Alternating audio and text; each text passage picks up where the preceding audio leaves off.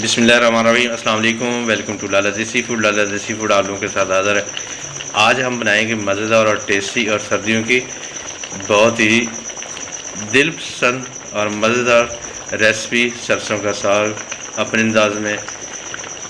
तो सरसों का साग हमने कल लेके आए थे गाँव से, ख़ुद वहाँ से जो ज़मीनों से तोड़ के लाए थे वो बना लिया, काट के बना के। तो अभी सिर्फ जो है ना हमने इसको मधानी के साथ अच्छी तरह घोटना है।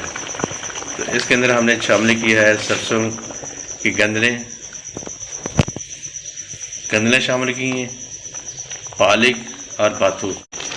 तो अभी जो है ना हमारा साग बिल्कुल तैयार हो चुका है। इसको अच्छी तरह मधानी के साथ घोट लेते हैं।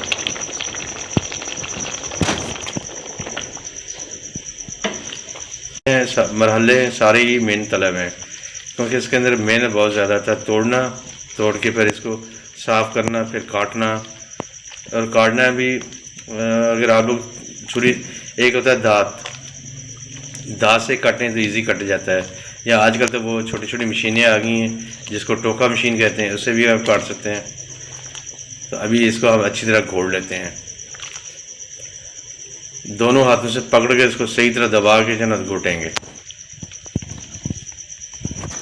अच्छा दोस्तों, आजकल जो ना हम अमूमन सारे काम मशीन ही करते हैं। जैसे आपने ग्राइंडर के अंदर डाल के, या मधानी जो इलेक्ट्रिक मधानी है उसके अंदर, तो प्लीज़ अगर आपने टेस्ट और मज़ेदार टेस्टी खाना है तो फिर इसको हाथ से ही घोटें, तो बहुत अच्छा और जमी जमी बनेगा। जब आप मशीनी काम कर लेते हैं तो फिर टेस्ट वो पहले वाला नहीं रहता, बिल्कुल क्रैश हो जाता है, ब्रीक हो जाता है, उसका मज़ा नहीं आता। साग का भी अपनी एक लोग को भी आनी चाहिए, हाथ से मेहनत करके खाएं, फिर मज़ा आता है। ये लो दोस्तों, हमने जो है ना साग को जितना कभी हमने खाना है उतना निकाल के हमने उसको घोटा लगा लिया है मधानी के साथ। ये लो, जो जितना का हमने अभी खाना है उतने का हमने निकाल लिया है मिट्टी की हांडी के अंदर, उसके अंदर घोटा लगा लिया है। बिल्कुल हमारा साग रेडी हो गया। अभी इसके अंदर मक्खन डालें और मक्की की या पराठों के साथ एंजॉय करें, या चावल वगैरह बनाएं और एंजॉय करें। तो उम्मीद है कि हमारी आज जो हमने मुख्तसर और शार्ट वीडियो ये बनाई हुई है तो आप लोगों को पसंद आएगी। आप भी एंजॉय करें गर्मी सर्दियों के मौसम में सरसों का साग और मक्खन और मकई की रोटी।